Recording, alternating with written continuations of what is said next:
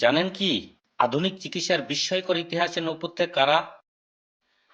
প্রাচীন গ্রিসের হিপোক্রেটিসকে যদি বলা হয় চিকিৎসা বিজ্ঞানের জনক, আর স্যামুয়েল হ্যানিম্যানকে যদি বলা হয় হোমিওপ্যাথির জনক, তবে বর্তমান আধুনিক চিকিৎসা বিজ্ঞানের ভিত্তিপ্রস্তর যিনি স্থাপন করেছিলেন তিনি হলেন উজবেকিস্তানে জন্মগ্রহণকারী মুসলিম বিজ্ঞানী ইবনে সিনা।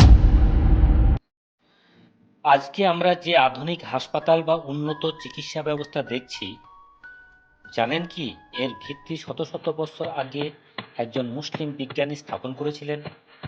নাম তার ইবনে সিনা।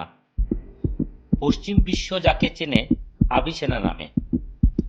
কিভাবে তিনি একা বদলে দিলেন চিকিৎসা জগতের ইতিহাস? মাত্র 10 বছর বয়সে পুরো কোরআন মুখস্থ করেছিলেন ইবনে সিনা। 18 বছর বয়সেই তৎকালীন বড় বড় চিকিৎসকদের শিক্ষক হয়ে ওঠেন। তিনি প্রথম উন্মোচন করেন যে রোগ বাতাসের মাধ্যমে ছড়ায়, যাকে আমরা আজ সংক্রামক ব্যাধি বলি। রোগীদের আলাদা রেখে চিকিৎসা করার কোয়ারেন্টাইন পদ্ধতি ধারণা তিনিই প্রথম দিয়েছিলেন। তার লেখা বই আল কানুন ফিল তিব্ব বা দ্য কানুন অব মেডিসিন টানা 600 বছর ধরে ইউরোপের শ্রেষ্ঠ বিশ্ববিদ্যালয়গুলোতে প্রধান পাঠ্য বই হিসাবে পড়ানো হয়েছে।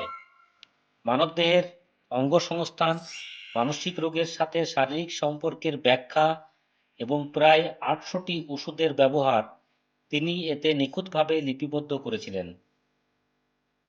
ইসলামী স্বর্ণযুগের এই বিজ্ঞানীরা প্রমাণ করেছেন যে ধর্ম ও বিজ্ঞান একে অপরের পরিপূরক। ইবনে সিনার এই মহান অবদান আমাদের স্মরণ করিয়ে দেয় জ্ঞান অর্জনের গুরুত্ব কতটা অপরিসীম। ভিডিওটি ভালো লাগলে নতুন গবেষণামূলক ভিডিও পেতে আমাদের সাথেই থাকুন।